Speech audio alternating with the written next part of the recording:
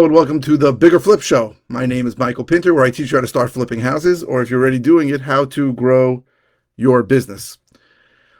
So there's something that you should be doing when you're qualifying a lead called pushing back, and I want to talk about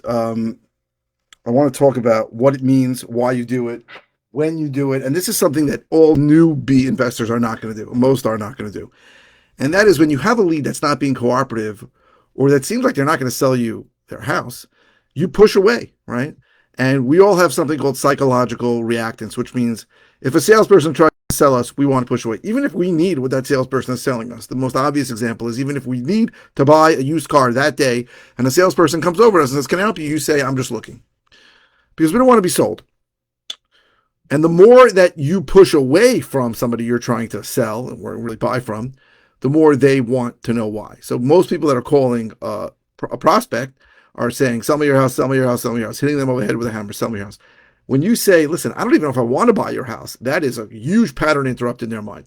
So I teach my lead intake people that anytime a seller prospect is not being cooperative, not answering questions, being abrasive, seems like they have no interest, you want to push back.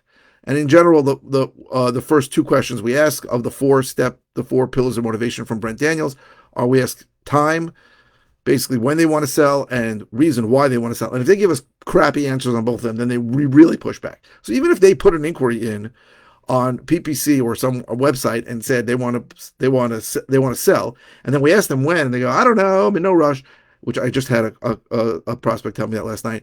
And then we ask them why, and they have no good reason. In this case, there was a good reason. Then we want to push back. So if they inquired, we'll say something like, and this is what pushback sounds like. If they inquired, then I'll probably drop the three sentences, the most beautiful three sentences, which are, "Listen, I'm an investor. I have to buy properties at a discount to make a profit. It sounds like we're not a good fit."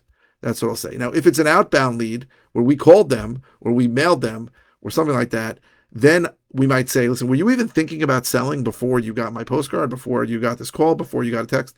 But assuming they put the lead in, then it's the three sentences. "I'm an investor. I have to buy properties at a discount to make a profit. It sounds like we're not a good fit." When you push back like that, the newbie investor is afraid. This is a great deal. I'm going to push away. I'm going to lose out on this money. But most likely what's going to happen, that never happens, by the way. So what does happen is one of two things. Either they say, "You're right, I'm not selling at a discount," in which case you just saved yourself a boatload of time. Or the truth comes out. "Wait a second, I need to sell at a discount. You need to come by and we'll talk about it when you get here." Or, "I need to sell at a discount because I have 12 open violations and I can't sell a property to a regular person." So pushback is an amazingly strong tool. It sets you apart from everyone else, and it only has two results, and they're both great. Either you stop talking to someone and save yourself the time. You stop talking to someone who's never going to sell you a house and save yourself time, or you get to the truth. Either of those things are great. So I am happy to say that we teach people pushback. Sometimes it's a challenge with people from the Philippines. People from the Philippines are very easygoing. A lot of them worked in these big BPO, this business process outsourcing call centers, and they're being told, always say yes to the client. And I got to tell them, no, you need to come back and push away. But it works. It's a valuable tool. You should use it every time you're prospecting. I know it's hard in the beginning because you think you're going to push somebody away who's going to end up selling you a house, and it just doesn't work that way. So thank you very, very much for watching.